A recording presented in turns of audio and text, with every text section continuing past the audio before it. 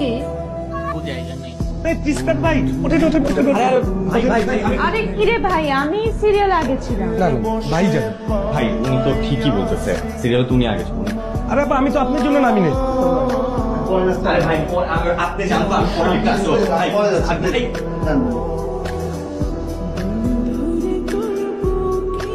মামা যাবা?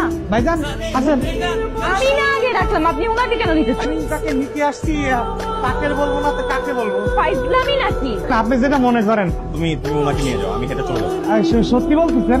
আরে হ্যাঁ, তুমি ওনাকে নিয়ে যাও। আপনি যেহেতু বলেছেন সেটা তো রাখতেই হবে আমার। তাহলে আপা আর না, আপনি ওনাকেই নিয়ে যান, আমার আর যাওয়া লাগবে না। না না না, আপনি যান, আমি একা একা চলে যাবো, আপনি যান। ভাইজান কি উঠবে নাকি? আপনি বিপদে পড়েছেন, ভাইজান সেটা বুঝতে পেরেছে। আপনার বিপদ উদ্ধার না হওয়া পর্যন্ত ভাই যেটা বলিছে ভাই সিদ্ধান্ত অটুট। আসসালামু আলাইকুম। ওয়ালাইকুম আসসালাম। দুই দিন ধরে কিছু খাই না, ওটা কোনো টাকা নাই, যদি খাবার কিনে দিতেন ভাইজান। এই তুমি যাও তো, দাঁড়াও। আপনি কি করলেন? ওই শালা তো ভাত খাবি না, শালা তো নেশা করবি। এত হিসাব করে জীবন চলে আল্লাহর দুনিয়াতে, কাউকে সাহায্য করতে পারাটাও একটা রহমত। আপনার ভাইজান দার্শনিক কথা ভালো বললেও কিন্তু সে তো আসলে বোকা। সাহায্য করবে ঠিক আছে, কিন্তু তাই বলে 500 টাকা? আল্লাহ, এ তো একদিন দুই দিন নয়, কতবার ওই শালা এসেছে, ওই সাহিবার মাত্রই 500 করে দিয়ে দিয়েছে। তার মানে তো সে শুধু বোকা না, সে তো মহা বোকা। আমি অবশ্য তাই ভেবেছিলাম।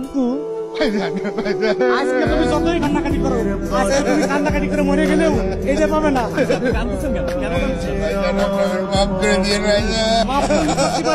আজকে ভাইজান আপনি টাকা দিতে পারবেন না। আমি আপনার বোঝাই মনে করে টাকা দিতাম, খাওয়ার কথা কয়ে কিন্তু করতাম ভাইজান। ও টাকা নিয়েছে এই যে ড্যান্ডি খাইতো, সেটা আমি জানতাম ভালো মতো। ভাইজান আমি এই যে কথা দিচ্ছি ভাইজান, আমি আর কোনোদিন মিথ্যা কথা কমু না, নেশা করুন না, আপনি আমার মাফ করে। আচ্ছা ঠিক আছে ঠিক আছে, মাফ করে দেওয়ার কিছু নেই, আপনি নেশা করবেন না, এটা খুব ভালো কথা। আচ্ছা ঠিক আছে ঠিক আছে ঠিক আছে, আপনি কাইন্দেন না, আপনি কাইন্দেন না। ঘটনাটা কি ঘটেছিল ভাই জানে, কিন্তু আপা বিশ্বাস করেন ওই ঘটনার পর থেকে ওই নেশা আর নেশা করেই নেই, আর কেউ বলতে পারবে না ও নেশা করে। আপনি মানেন না, ভাইজানের ভিতরে আধ্যাত্মিক ক্ষমতা। কিসের ক্ষমতা? মানুষ বলে।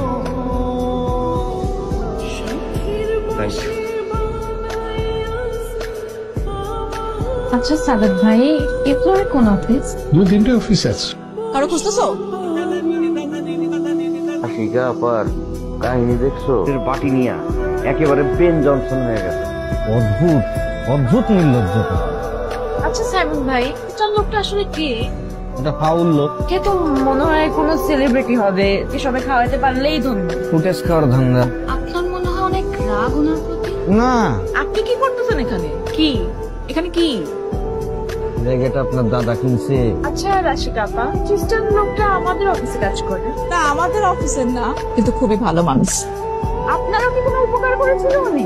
আমার উপকার করিছে মানে আমার জীবনের সবচেয়ে মহা উপকার তো সেই করেছে। খারাপ লাগতেছে? আরে আল্লাহ, আল্লাহ ভাই, এ ভাই,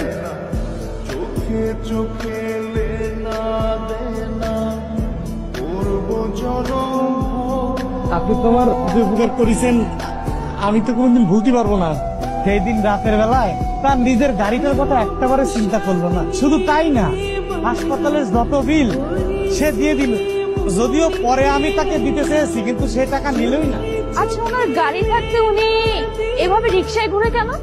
এত লেট করলি যে? অফিসে সব ঠিকঠাক? হ্যাঁ সব ঠিকঠাক, কিন্তু অফিসে একটা লোক আছে ইন্টারেস্টিং। এই ক্রাশ কে ফেললি? দূর না, লোকটা তো অফিসেরই না। লোকটা কেমন জানি কেন? কেনটাই তো বের করতে পারতেছি। গোপন